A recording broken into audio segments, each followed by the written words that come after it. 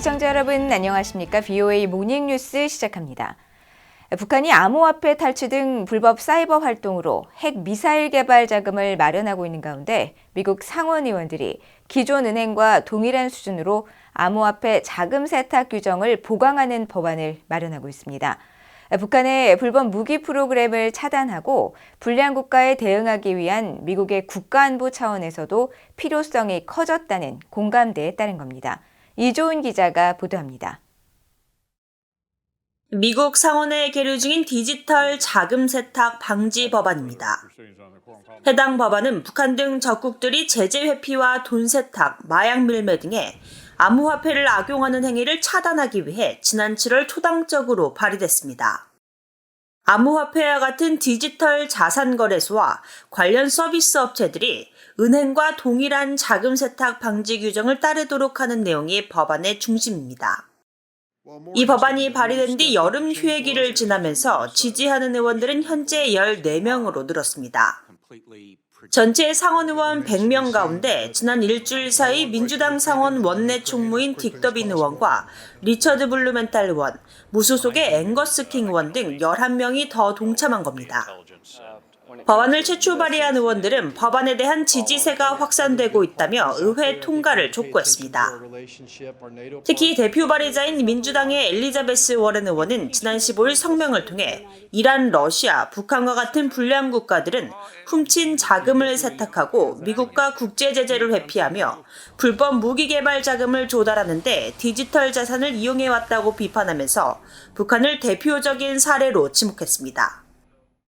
특히 북한 미사일 프로그램 개발 자금의 거의 절반은 사이버 범죄와 디지털 자산을 통해 조달된 것으로 추정된다며 지난해 불법 디지털 자산 거래액은 최소 200억 달러로 사상 최고치를 기록했다고 밝혔습니다.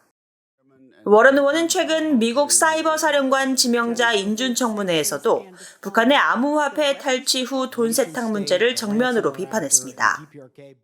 When North Korea steals billions of dollars worth of crypto and uses Chinese money laundering networks and pours that money into its nuclear programs. 민주당의 조맨친 상원 의원 역시 해당 법안은 암호화폐를 사용해 불법 활동 자금을 조달하는 러시아와 북한 같은 불량 국가에 맞서 싸우는 데 도움이 될 것으로 판단되는 만큼 미국의 국가안보 차원에서 해당 법안을 지지한다고 밝혔습니다. VOA 뉴스 이조은입니다.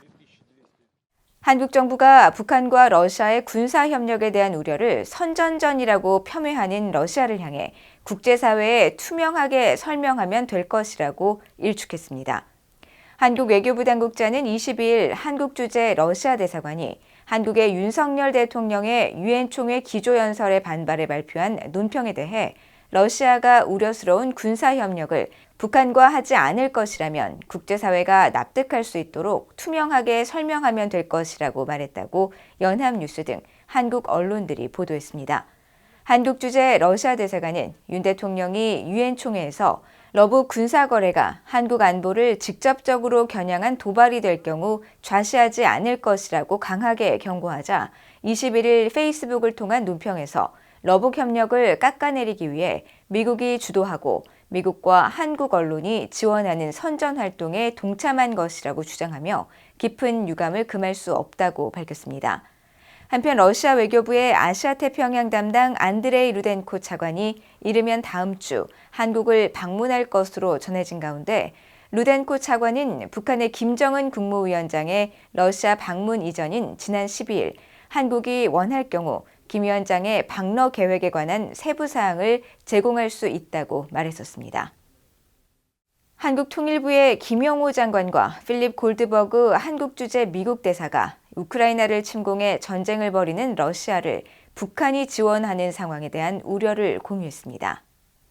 김용호 통일부 장관은 22일 장관실에서 취임 후 처음으로 골드버그 대사를 접견하면서 유엔 안전보장이사회 상임이사국이 주변국을 침략하는 전례 없는 일이 발생했고 북한은 이런 침략 전쟁에 기회주의적으로 편승하고 있다고 밝혔다고 한국 통일부가 보도자료를 통해 밝혔습니다. 또 김 장관은 북한이 러시아에 무기를 지원하는 이런 때일수록 한국과 미국이 국제 규범을 지키기 위해서 더 노력해 나가야 한다며 우크라이나 침략 전쟁과 관련해서 질서를 지키기 위해 더 굳건히 협력할 것이라고 말했다고 전했습니다. 이어 골드버그 대사는 최근 북한과 러시아 간에 합의된 것으로 보이는 부분에 대해 한국이 우려한 것과 마찬가지로 미국도 같은 우려를 공유한다면서 모든 유엔 안보리 회원국들은 현존하는 제재를 집행하고 이행해야 할 책임이 있다고 강조했다고 한국 통일부가 밝혔습니다. 중국에 있는 탈북 여성은 대다수가 자녀를 두고 있지만 반인권적인 북송 조치로 자녀와 강제 분리되고 있으며 북한의 인권 유린 정책에 동조해온 중국은 유엔 인권이사국으로서 인권 개선에 나서라는 비판이 제기됐습니다. 제3국에서 자녀를 잃어버린 탈북 여성들을 돕는 한국의 비영리 민간단체 통일맘 연합회는 22일 유엔 제네바 사무소에서 열린 유엔 인권이사회 부대 행사 북한의 인권 포럼에서 중국 내 탈북 여성 221명의 현황을 조사한 결과 탈북 여성 221명 중 87%는 중국과 북한에 자녀가 있는 것으로 나타났다고 밝혔다고 한국의 연합뉴스가 보도했습니다.